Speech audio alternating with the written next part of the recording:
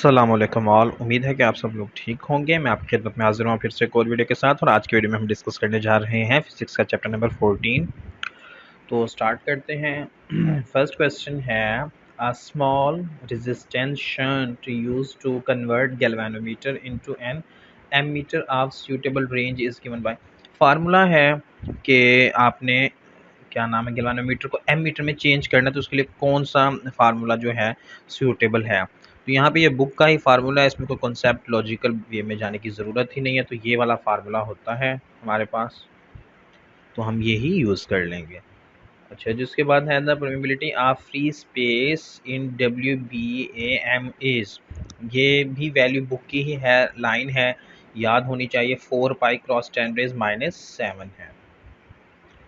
If r is the perpendicular distance from a current carrying wire of infinite length, then relation between b and r is 1 by r, जो length और force और current और magnetic field का जो formula है, एक लिहाज से वो ही यहाँ पे एप्लीकेबल है। तो उसकी बेस पे देखा जाए तो रिलेशन जो बनता है आर के साथ, वो इन्वर्स रिलेशन बन रहा है।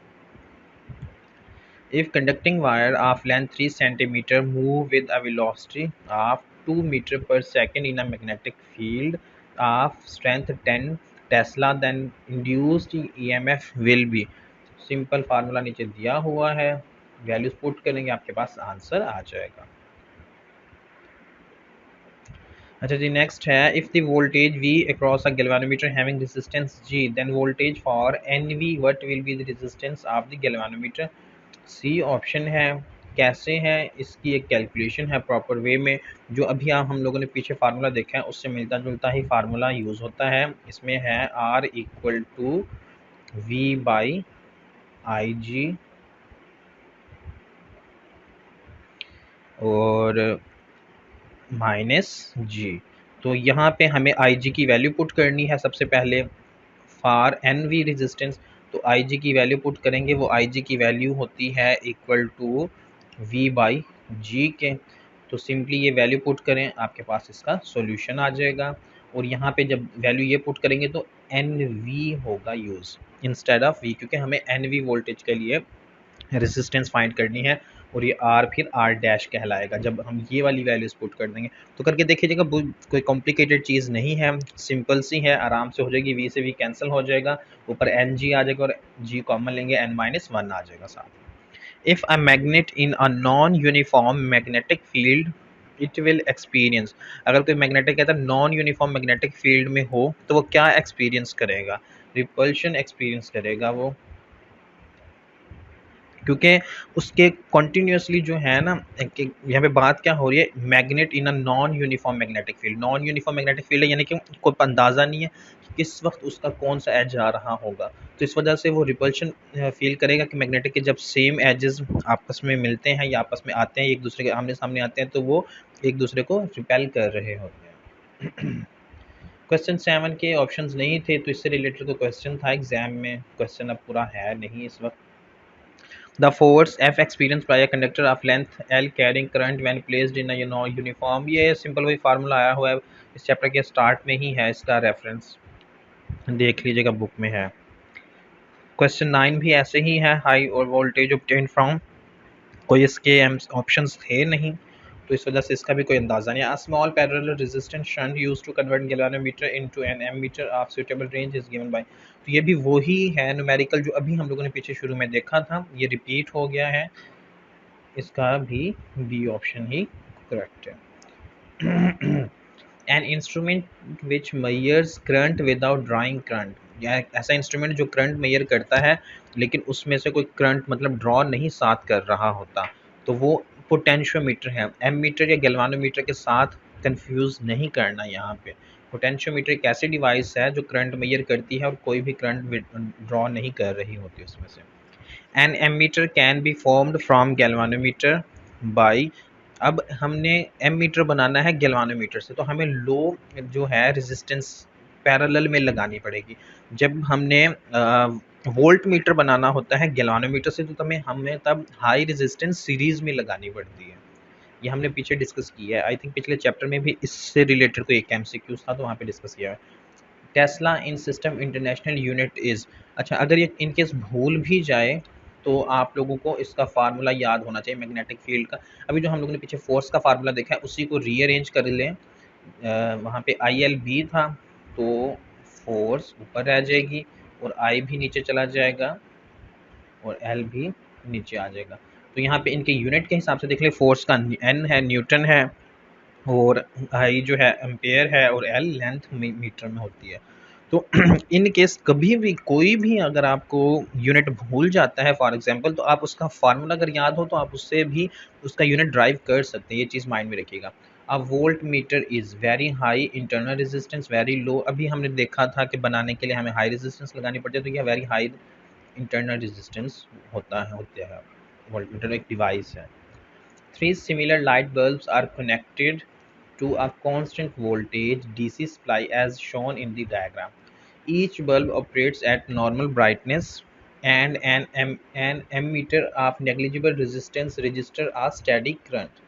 The filament of one bulb breaks down. What happens to the ammeter reading and brightness of the remaining bulb? जैसे मैंने पहले बताया कि कुछ एमसीक्यू से बहुत ज़्यादा ट्रिकी होते हैं, उनकी स्टेटमेंट बहुत बड़ी कर दी जाती है। अब ये पेपर में देखा जाए 3, 4, 5 लाइनों की स्टेटमेंट क्वेश्चन की हो जाए, साथ एक पिक्चर उसने ऐड कर दी हो, फिर ऑप्शंस में भी बहुत बड़े-बड़े ऑप्शंस हों, तो ऐसे क्वेश्चंस होते हैं, कंफ्यूज कर देते हैं आप लोगों को। तो कंफ्यूज नहीं होना होता, होते ये सिंपल ही हैं, स्ट्रेट फॉरवर्ड ही होते हैं और आसान ही होते हैं। मसला इनमें ये होता है कि सिर्फ आपके माइंड के साथ खेलना होता है। अब हमने कॉन्सेप्चुअल बेस देखते हैं। यहाँ पे रेजिस्टेंस आर होगी, 3 बल्ब लगे हुए हैं, यहाँ पे भी आर होगी और यहाँ पे भी आर होगी, ठीक है। अब एक बल्ब उनमें से ख़राब हो गया, क्या कहता है जी, filament of one bulb breaks down. अब हमारे पास पहले रेजिस्टेंस जो थी सर्किट की वो थी R/3, ठीक है। अब करंट केस में हमारे पास रेजिस्टेंस हो जाएगी R/2 क्योंकि एक बल्ब जो है वो ख़राब हो चुका है। तो इससे क्या पता चलता है, रेजिस्टेंस बढ़ गई, R/3 जो है R/2 से छोटी थी, यानी अब R/2 जो है रेजिस्टेंस बढ़ गई है। तो अगर रेजिस्टेंस बढ़ गई है तो इसका मतलब है कि करंट कम होगा। तो एमीटर की रीडिंग हमें क्या देगी, ammeter reading decreases, ammeter reading decrease हो रही होगी, जो पहले थी ओरिजिनल उससे कम हो रही होगी। पहला इंक्रीज, दूसरा इंक्रीज, तीसरा सेम। तो पहले 3 पॉसिबिलिटी है ही नहीं, तो बगैर कुछ आगे सोचे समझे सिंपली डी ऑप्शन के साथ आप लोग चले जाएं, क्योंकि पहला पोर्शन इसमें सही है और बाकी कोई है ही नहीं। अगर कोई और होता तो हम दूसरे पार्ट को भी देखते, लेकिन वैसे देखें सही कि bulb brightness remains unchanged. Unchanged तो नहीं होनी चाहिए, बल्ब ब्राइटनेस जो है इंक्रीज वैसे होनी चाहिए, लेकिन यहाँ पे अनचेंज है। पता नहीं किस लॉजिक में उसने लिखा होगा, लेकिन जो भी है हमारा फर्स्ट पार्ट का आंसर जो है इसी में बन रहा है, तो हम उसी की बेस पे ही सिर्फ डी ऑप्शन को टिक कर देंगे। अच्छा जी, the electron in cathode ray tube are accelerated from cathode to anode by a potential difference of 2000 volt. If this potential difference is increased to 8000 volt, the electron will arrive at anode with kinetic energy जो है वो हमारे पास 4 time हो रही होगी, और जो हमारे पास उसकी वेलोसिटी होगी वो ट्वाइस यानी 2 टाइम्स हो रही होगी। अब ऐसा हो क्यों रहा है वो भी देखते हैं हम। हमें फार्मूला पता है, वैसे ये इन चैप्टर्स में ज़्यादा यूज़ नहीं हुए, या स्टार्टिंग चैप्टर यानी चैप्टर 1 में ये आई थिंक यूज़ हुआ होगा, या उसके बाद ये जो एंड वाले चैप्टर्स हैं उसमें ज़्यादा यूज़ हुआ, जहाँ पे वो टॉपिक्स हैं 3, फोटोइलेक्ट्रिक इफेक्ट वाला, कॉम्पटेंट इफेक्ट वाला, उसमें। तो वी डी, यहाँ पे वी जो है वोल्टेज है, वोल्टेज बढ़ा है। तो अगर देखा जाए, मैं कहता हूँ ओरिजिनल इस 2000 पे एनर्जी जो थी हमारी वो 1 टाइम थी, 100% थी। 8000 पे अगर देखा जाए तो 2000 2000 2000 2000 के हिसाब से तो 400% बन जाएंगे, यानी 4 टाइम्स हो रही होगी काइनेटिक एनर्जी। चलिए जी, हमारा एक चीज़ तो क्लियर होती है इससे। अब यहाँ पे कंफ्यूज करने के लिए उसने क्या किया कि बी ऑप्शन में भी 4 टाइम्स दिया हुआ है और सी में भी, तो अब हमें वेलोसिटी को भी देखना ही पड़ेगा कि वेलोसिटी कितनी होगी। तो वेलोसिटी के लिए जो फार्मूला है वो है v equal to 2 electron volt, या चार्ज वोल्ट क्यू भी कहते हैं, सिंपली इलेक्ट्रॉन यूजुअली यूज़ होता है तो मैंने इसलिए वही यूज़ कर रहा हूँ। तो इसकी बेस पे देखते हैं फार्मूले की बेस पे। यहाँ पे v जो है हमारे पास 4 टाइम हो रहा है, तो जब स्क्वायर रूट उसका लेंगे तो वो 2 टाइम बच जाएगा। तो सी हमारे पास करेक्ट ऑप्शन है इस क्वेश्चन का। वेलोसिटी 2 टाइम्स होगी और एनर्जी, काइनेटिक एनर्जी जो है वो 4 टाइम्स होगी। दोबारा वही क्वेश्चन आ गया है जो पहले आया था, लेकिन इसमें ज़रा सा चेंज है, वो देखते हैं क्या। 3 similar bulbs are connected to a constant voltage DC supply as shown in the diagram. Each bulb operates at normal brightness and an emitter of negligible resistance registers a steady current. One more similar bulb is connected in parallel to the three bulbs. अब देखें, वहां पे एक bulb खराब हुआ था, break down हो गया तो उसका फिलामेंट टूट गया था। यहाँ पे एक और बल्ब लगाना चाह रहे हैं। अब एक और बल्ब लगेगा तो हमारे पास जो रेजिस्टेंस है वो हो जाएगी अब R/4, यानी कि रेजिस्टेंस पहले से और कम हो जाएगी। रेजिस्टेंस कम हुई है तो करंट बढ़ेगा। यहाँ पे अब देखते हैं कि कौन कौन से पॉसिबल हो सकते हैं। Ammeter reading increases, ammeter reading increases और एमीटर रीडिंग डिक्रीजेज। तो सी डी तो बिल्कुल ही नहीं हो सकते, ए बी में है अब चांसेस। अब ए बी में कैसे है वो देखते हैं। कहते हैं एमीटर की रीडिंग जो है वो इंक्रीज हो रही है, लेकिन बल्ब की ब्राइटनेस जो है वो भी इंक्रीज हो रही है। अब एक और बल्ब लगा है तो इंक्रीज तो होगी नहीं, कुछ ना कुछ करंट तो वो भी यूज़ कर रहा है, यूटिलाइज कर रहा है। तो उसकी वजह से देखा जाए तो जो ब्राइटनेस है वो या तो कम होगी या फिर अनचेंज रहेगी, यानी डिक्रीज हो सकती है, इंक्रीज होना फिर पॉसिबल नहीं है। तो उसकी बेस पे देखा जाए तो हमारे पास बी ऑप्शन बनता है, इसमें कह रहा है कि ब्राइटनेस जो है अनचेंज्ड रहेगी, यानी अगर कम नहीं हुई तो बढ़ी भी नहीं है।